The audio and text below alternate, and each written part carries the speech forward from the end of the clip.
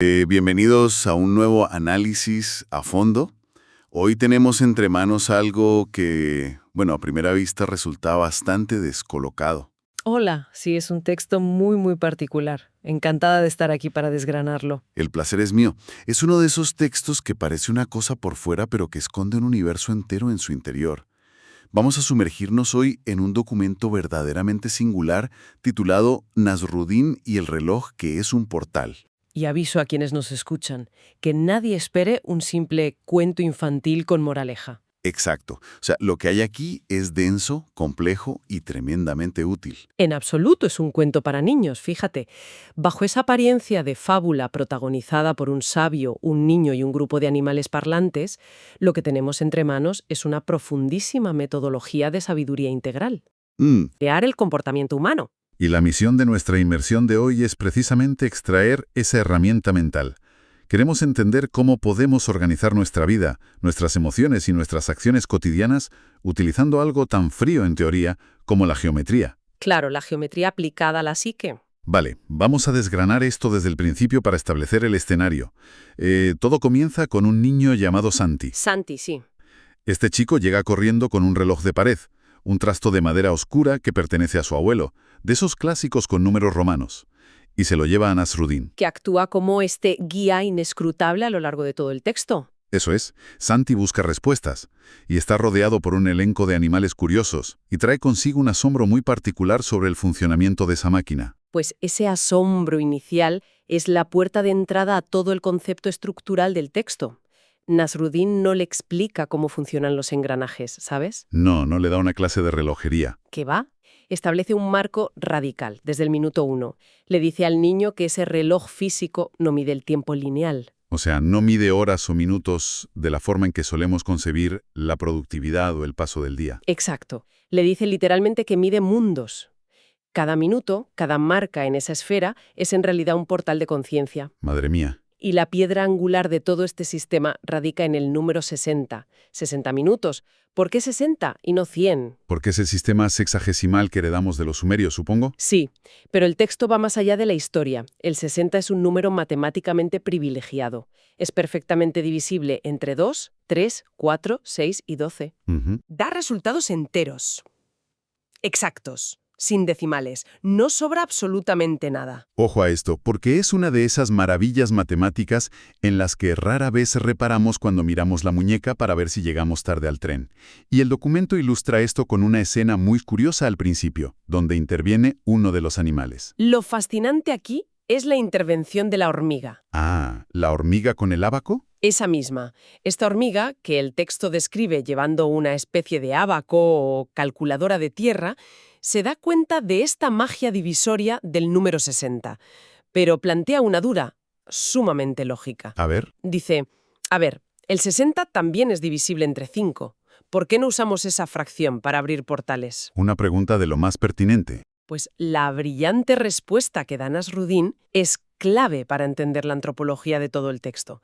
Le explica que el número 5 divide el círculo en un pentágono, y el 5 es la representación absoluta del ser humano. Claro, 5 sentidos. 5 sentidos para percibir el mundo, 5 dedos en cada mano para manipularlo, 5 extremidades si contamos la cabeza y los brazos y piernas. Ya lo veo. Nasruddin le recalca a la hormiga que esa división ya la llevamos puesta. No necesitamos buscarla en la esfera del reloj. Exactamente, porque ya somos ese número 5 caminando por el mundo. Es un punto de partida que, te obliga a cambiar la perspectiva. Y antes de meternos de lleno a explorar las fracciones del reloj, el texto establece una base inamovible, los dos movimientos fundamentales de esta metodología geométrica. Nasruddin hace algo muy simple. Dibuja en la arena. Sí, dibuja en la arena un círculo y marca un punto exacto en el centro. Luego les pregunta a los animales cuántos objetos ven ahí. Y el búho responde. El búho, tirando de pura lógica visual, responde que hay dos objetos, un punto y un círculo. Pero Nasruddin lo corrige de inmediato. Eso es. Le dice que no son dos cosas distintas. Es el mismo ser operando en dos estados diferentes. Y toda la maestría de este sistema consiste en aprender a ser ambos. Es una metáfora espacial brillantísima para explicar la psicología de la identidad. Vamos a analizar estos dos estados bases, si te parece. Adelante. El primer estado se denomina intuir. Consiste en entrar al punto. Ujú. Es un movimiento de descenso, de repliegue hacia el centro, de conocer la realidad desde la quietud absoluta. El texto utiliza la imagen literaria de Alicia cayendo por la madriguera. Qué buena analogía. Es la capacidad de afirmar «soy el punto quieto dentro del gran círculo». Es la identidad individual, desnuda, descansando dentro de la inmensidad. Y luego tenemos el segundo estado. ¿Qué es resonar? Eso es. ¿Qué entiendo que es el movimiento expansivo? El de salir al mundo. Exactamente. Resonar es sintonizar y vibrar. Es convertirse en el área de ese gran círculo que contiene al punto. Vale. Representa la totalidad expresándose a través del individuo en su día a día. Pero el matiz vital aquí es la secuencia. Desde esa resonancia es desde donde se debe actuar. O sea, no puedes resonar sin haber intuido primero. La regla es que primero intuyes en el centro, te anclas, y solo luego resuenas y actúas abarcando el círculo. El ejemplo de la mariposa aterriza este concepto de maravilla en el texto. Sí, es precioso. Punto. Pequeña, estática, en la oscuridad, sin una forma definida interactuando con el exterior. Era pura introspección, puro intuir. Claro. Pero al romper el capullo, se convierte en el círculo. Despliega alas, muestra colores, abarca espacio con su vuelo expansivo.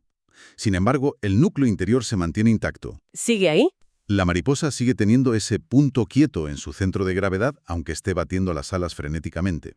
Porque representa la integración perfecta del ser. El peligro en la sociedad contemporánea es perder el centro por actuar desmesuradamente en el mundo, o, por el contrario, aislarse del mundo por quedarse atrapado en el propio centro. El sistema de Nasruddin exige ambas cosas a la vez. Teniendo esta base clara, el documento nos propone un viaje para desglosar los portales, que son las fracciones matemáticas del reloj. Es un mapa conceptual denso, así que vamos a ir paso a paso. Empecemos por el origen. El punto central. Eso es, que corresponde a los 0 o 360 grados. El eje sobre el que giran las manecillas. El texto lo describe como el portal del silencio y la identidad pura. Y desde un enfoque puramente analítico, la fórmula matemática asignada a este portal es brutal por su simplicidad. X igual a 0, Y igual a 0. El origen de coordenadas. Es el origen absoluto de un sistema de coordenadas cartesianas. Desde ese punto exacto se puede trazar y medir cualquier trayectoria. Ya. A nivel psicológico, este portal nos obliga a hacer una pausa total y plantearnos la pregunta fundacional antes de iniciar cualquier acción. ¿Quién soy yo? Aquí y ahora. Es el grado cero de la existencia. Si intentamos movernos por el tablero de la vida sin tener claro dónde está nuestro cero, cualquier movimiento será errático. Exacto. Claro, es imposible trazar una ruta si el GPS no sabe dónde estás aparcado.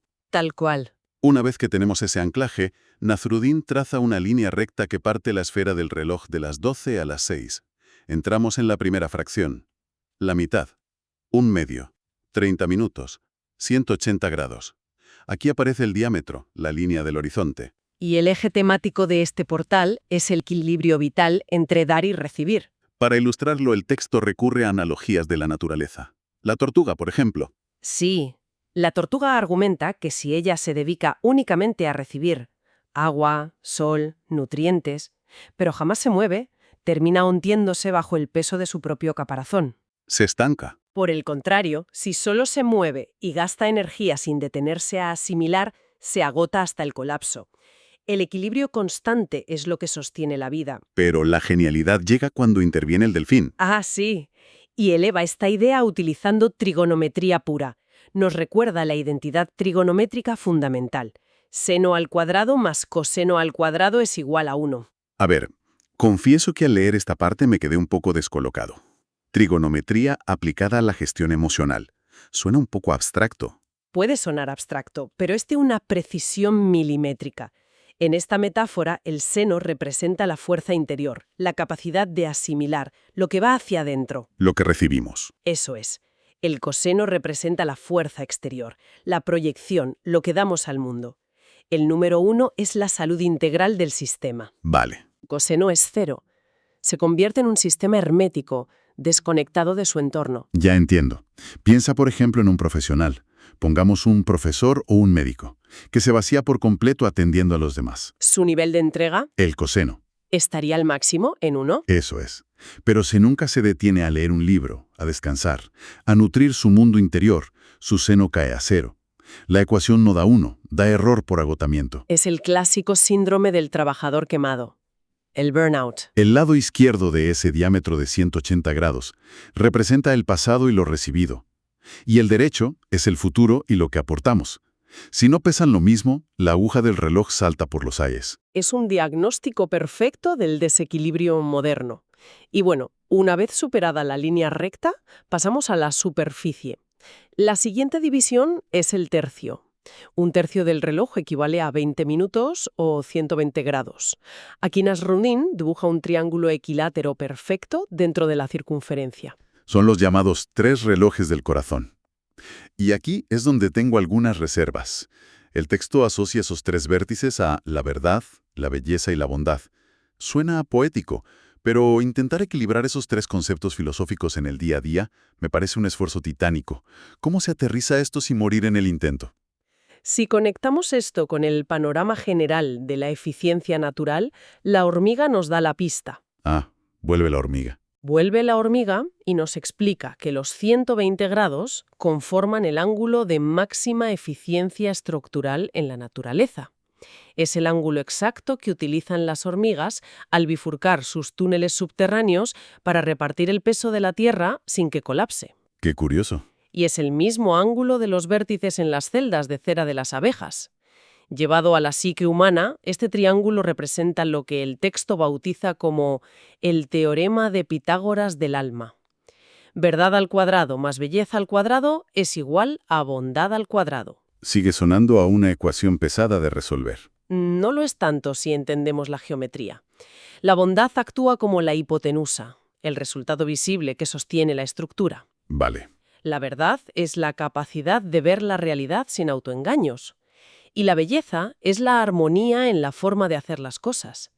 Al ser un triángulo cerrado, sus ángulos siempre suman 180 grados. Están intrínsecamente conectados. O sea que dependen los unos de los otros. Totalmente. El secreto no es hacer un esfuerzo hercúleo por empujar los 3 a la vez. La pregunta operativa de este portal es, ¿cuál de mis 3 relojes está girando menos? Si no estás siendo bondadoso, probablemente sea porque te estás mintiendo a ti mismo en algo, falta verdad, o porque estás actuando con brusquedad, falta belleza.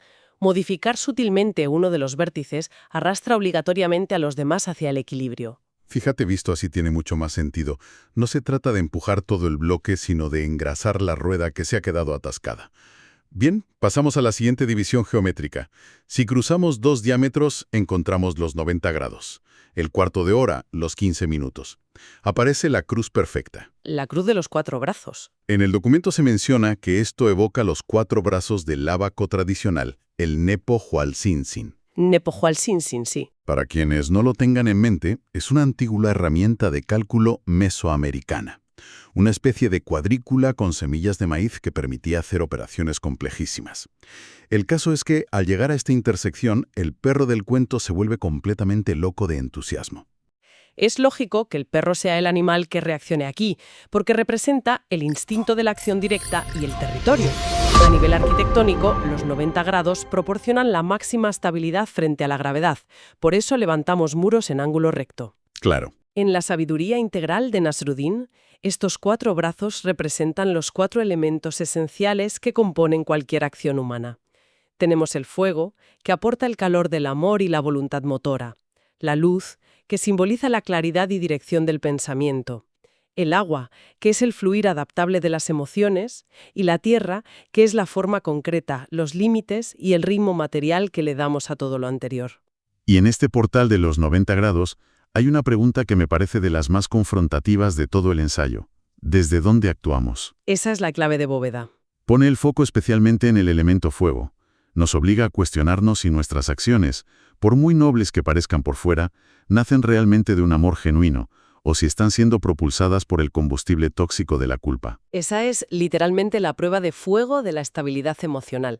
Si construyes una relación o tomas una decisión impulsada por la culpa, estás levantando un muro con un ángulo torcido de 85 grados en lugar de 90. Va a caerse. Da igual cuánta acción práctica, cuánta tierra le añadas encima para disimularlo. La estructura es inestable de origen y tarde o temprano se vendrá abajo. Llegamos a la quinta división, y aquí la complejidad aumenta. El sexto de hora. 10 minutos, 60 grados. Geométricamente se forma un hexágono regular que en su interior contiene la estrella de 6 puntas. Pareciera que volvemos a la idea de los 3 relojes que comentábamos antes, pero en una versión mucho más sofisticada. Entramos en el terreno de la integración total. Volvemos a la metáfora de la gelda de la abeja, que es geometría pura aplicada a la supervivencia. El hexágono es la forma matemática que permite rellenar un plano bidimensional sin dejar huecos vacíos y utilizando la mínima cantidad de material. 0 desperdicios. En el esquema mental de Nasruddin, la fórmula evoluciona. ¿Cómo queda ahora? Verdad más belleza más bondad. Todo ello dividido entre 3 es igual a la unidad, al número 1. El 1 es el individuo operando en congruencia absoluta. En este portal ya no te preguntas qué pieza te falta, sino pienso, siento y actúo de forma alineada. Hay resonancia en todo el sistema. Y, finalmente, la última gran división que aborda el texto. El 12avo de hora. 5 minutos, 30 grados. En la esfera se dibuja una estrella de 12 puntas. El documento hace un barrido rápido por muchas disciplinas para mostrar que el 12 está en todas partes. Los 12 meridianos energéticos del cuerpo humano, las 12 notas de la escala musical cromática, los 12 meses del año astronómico. Aquí es el búho quien toma la palabra para hablar de los ritmos y de la sincronía vital. El búho introduce la variable temporal y la adaptación. Nos explica que los sistemas no son estáticos, cambian según las demandas del entorno. Para ilustrar esto, el texto menciona el heptocubo. ¿El heptocubo? Sí.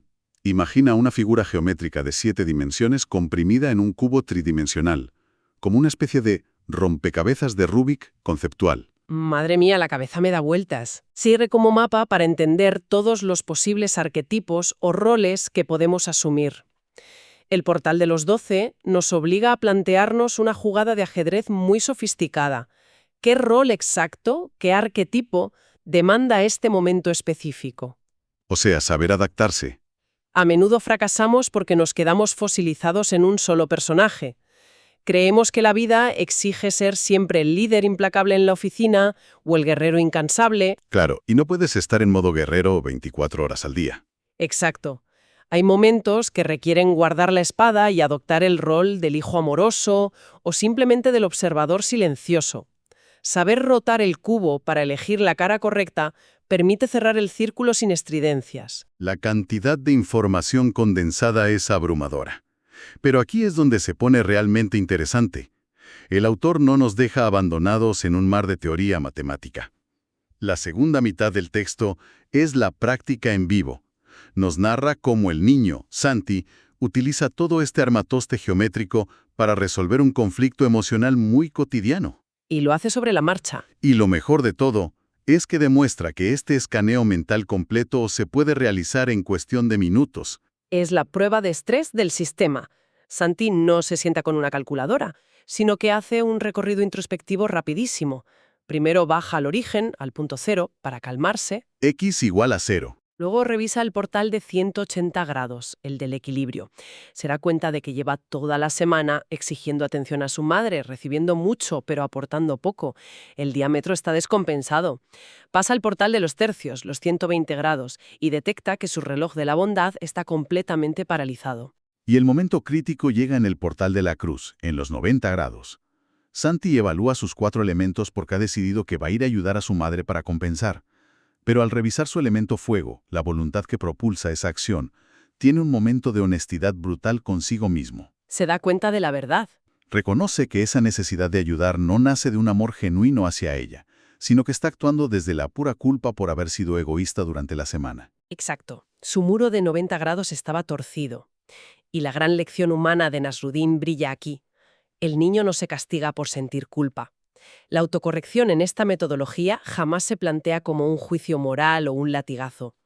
Nasruddin lo compara con la labor de un músico que está afinando su instrumento en el escenario. Me encanta esa metáfora. Si tocas una cuerda y suena desafinada, no insultas a la guitarra ni la rompes contra el suelo. Simplemente giras la clavija, ajustas la tensión unos milímetros hasta que la nota resuena en la frecuencia correcta. ¡Qué maravilla! Santi hace exactamente eso.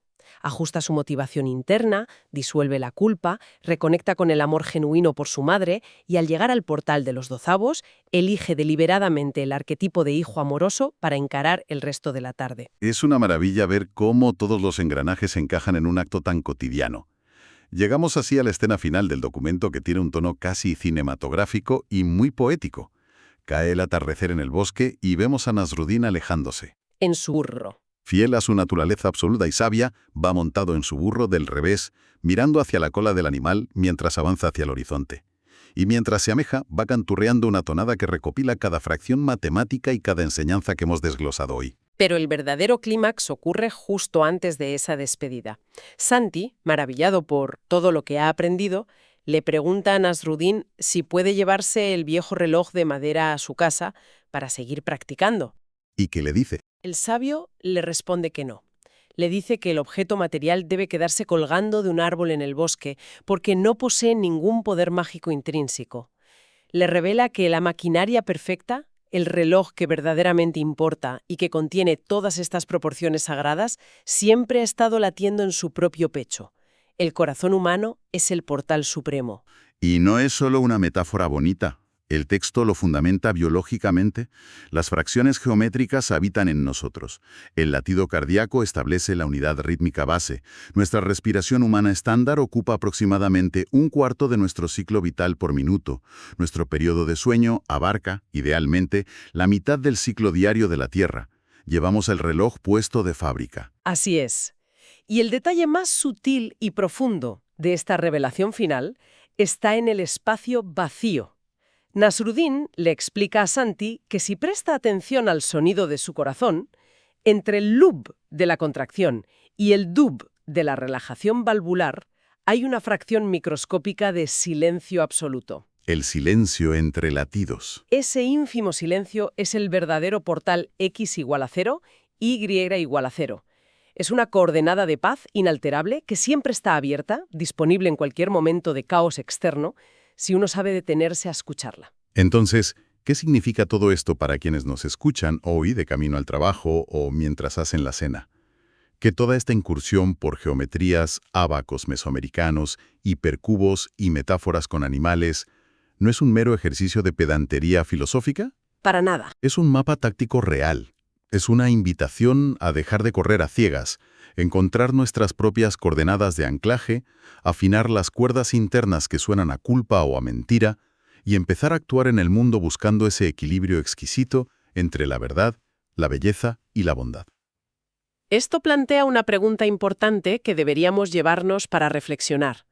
Toda esta metodología nos recalca la idea de Nasruddin de que el tiempo no es lo que pasa a nuestro alrededor, sino lo que somos nosotros mientras giramos. Si damos esto por válido, cabría preguntarse qué ocurre con nuestra obsesión actual por la hiperproductividad. Vivimos esclavizados por calendarios saturados, buscando la manera de ahorrar 5 minutos aquí y allá, tratando al tiempo como un enemigo al que exprimir. Completamente. ¿No será que esa obsesión lineal nos está desconectando precisamente de los portales interiores que le otorgan calidad y sentido a ese tiempo? Quizás la verdadera productividad vital no se mida por la cantidad de correos que logramos contestar en una hora. Tal vez se trate de nuestra capacidad para detenernos y alinear nuestro estado del ser con la geometría perfecta y exigente del momento presente. Una reflexión monumental para cerrar nuestro recorrido de hoy. Queda lanzada la invitación para que todos observemos esta semana cómo están girando nuestros propios engranajes internos y ojalá logremos detectar esos minúsculos silencios entre latidos para reajustar lo que haga falta. Muchísimas gracias por acompañarnos en este análisis a fondo. Hasta la próxima inmersión.